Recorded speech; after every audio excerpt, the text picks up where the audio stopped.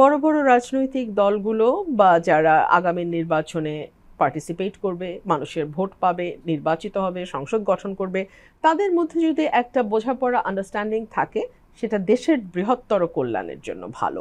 রাজনৈতিক, সামাজিক, অর্থনৈতিক তিনটা শব্দ কিন্তু আমাদের মহাসচিব বলেছেন। রাজনৈতিক এবং সামাজিকটা কিছু আলোচনা হয়েছে, আমি একটু অর্থনীতি নিয়ে আপনাকে বলি। হ্যাঁ, আমি আগে শুরুতেই দুটো ক্রেডিট সরকারকে দেই। একটা হচ্ছে রিজার্ভ বাড়ছে, একটা হচ্ছে রেমিটেন্সের প্রভাবে, আরেকটা হচ্ছে রপ্তানি আয়। এই দুটোই ঊর্ধ্বমুখী।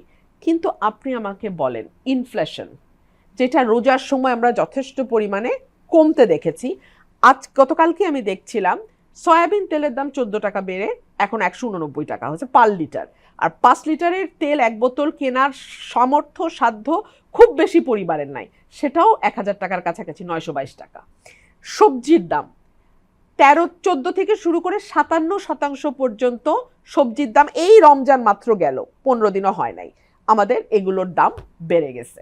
আপনি দেখেন ইনফ্লেশনের ব্যাপারটা, এবং IMF এর লোন নিয়ে কিন্তু প্রচুর আলোচনা হচ্ছে গত 1-1.5 মাস ধরে। আমাদের 3rd কিস্তি নাকি 4th কিস্তি, এই কিস্তিটা দেবে কি দেবে না, সেটা দেওয়ার কথা ছিল গত বছর, সেটা এই বছর ফেব্রুয়ারিতে দিবে বলছিল, সেটাও আসে নাই। কারণ তারা বেশ কিছু শর্ত দিয়েছে, আমাদের রাজস্ব বাড়াতে হবে, যে কারণে এখন এখানে একটা প্রশ্ন কিন্তু মোটা দাগে আছে। বলেন, আপনারা তো সরকারের অর্থনীতি নিয়ে সমালোচনা করছেন। জি, অর্থনীতির অবস্থাটা কেমন ছিল?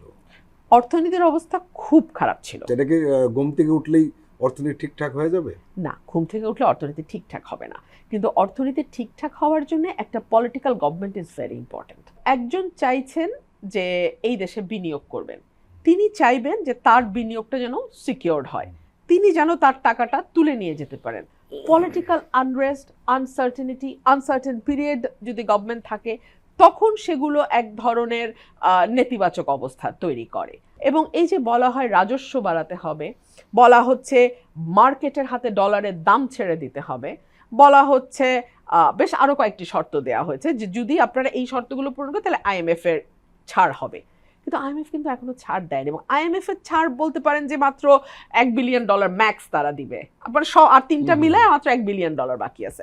কিন্তু $1 billion is not the issue. The issue is, আপনি যখন IMF এর ছাড়টা আসবে, তখন বাজেট সহায়তা হিসেবে অন্যান্য সংস্থা, জাইকা, ADB, বিশ্ব ব্যাংক, তারাও আপনাকে সহযোগিতা করতে থাকবে। এই সরকারটি, আপনি খুব সঠিকভাবে বলেছেন, আগের অবস্থা কি ছিল? আগের অবস্থা ভয়াবহ ছিল, কিন্তু এই ভয়াবহ অবস্থাটিকে কিছুটা ঠিক করতে হলে আমাদের তো তাদের মানে যারা সহযোগী সংস্থা বাংলাদেশের, তাদের কাছে কিন্তু আমাদের সহায়তা লাগবে। এজন্য পলিটিক্যাল একটা স্টেবল গভর্নমেন্ট দরকার।